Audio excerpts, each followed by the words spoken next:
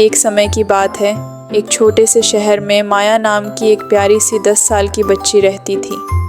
उसकी आंखों में जिज्ञासा चमकती थी और उसका दिल हमेशा नई चीज़ें जानने को चाहता था। उस गर्मी की छुट्टियों में माया के माता पिता ने उसे सिल्वर पाइन्स नाम के एक सुंदर पहाड़ी स्थल पर छुट्टियां मनाने ले जाने का फैसला किया। यह जगह अपनी ठंडी हवाओं, चमकते झरनों और फूलों से भरे मैदानों के लिए मशहूर थी। माया बहुत खुश थी। जैसे ही उनकी कार पहाड़ की घुमावदार सड़कों पर चढ़ने लगी, माया खिड़की से बाहर झांककर बादलों को देखती रही, जैसे वह हाथ बढ़ाकर उन्हें छू सकती हो। जब वे अपने लकड़ी के छोटे से कॉटेज पहुँचे, माया खुशी से उछल पड़ी।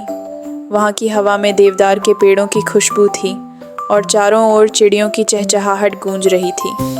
हर सुबह माया घूमने निकलती, जंगली फूल तोड़ती, तितलियों के पीछे दौड़ती और पास की नदी से चिकने पत्थर इकट्ठा करती। एक दिन दोपहर में जब वह एक शांत पगडंडी पर चल रही थी, उसे झाड़ियों के पीछे से हल्की सी सिसकने की आवाज़ सुनाई दी।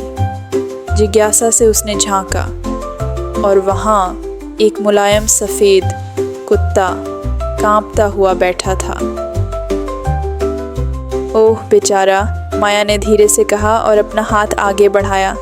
छोटे से कुत्ते ने उसके हाथ को सूंघा और अपनी पूंछ हिलाई। उसका फर रुई जैसा मुलायम था और आंखें तारों जैसी चमक रही थीं। माया ने उसका नाम रखा स्नोई। उस दिन से माया और स्नोई की दोस्ती गहरी हो गई।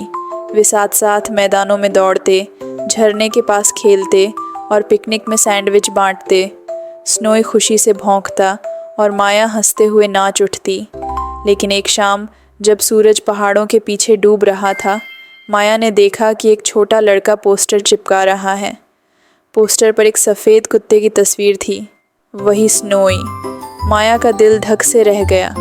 उसे समझ आया कि स्नोई का परिवार उसे ढूंढ रहा है। रात भर माया सोचती रही। वह स्नोई से बहुत प्यार करती थी, लेकिन जानती थी कि सही काम क्या है। अगले दिन उसने स्नोई को उस लड़के के पास पहुंचा दिया। लड़के की आंखों में खुशी के आंसू थे। उसने स्नोई को कसकर गले लगाया।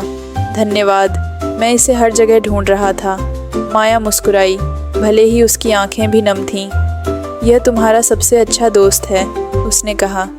इसका ख्याल रखना।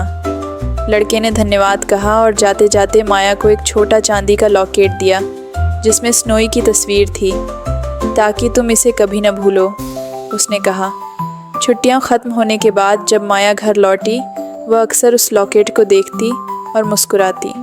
उसे स्नोई की याद आती थी, लेकिन वह जानती थी कि उसने एक अच्छा काम किया है। और उस गर्मी के बाद माया ने हमेशा याद रखा कि सच्चा प्यार कभी कभी विदा लेने में भी होता है और दया ही सबसे बड़ा ख़जाना है जो हमें जीवन की यात्रा में मिलता है। कहानी की सीख सच्ची दोस्ती प्यार, देखभाल और दया से बनी होती है, भले ही इसका मतलब किसी को अलविदा कहना ही क्यों ना हो। अगर आपको यह कहानी पसंद आई हो तो इसे लाइक, शेयर और सब्सक्राइब करना न भूलें, ताकि और भी प्यारी जादुई कहानियाँ आप तक पहुँचती रहें।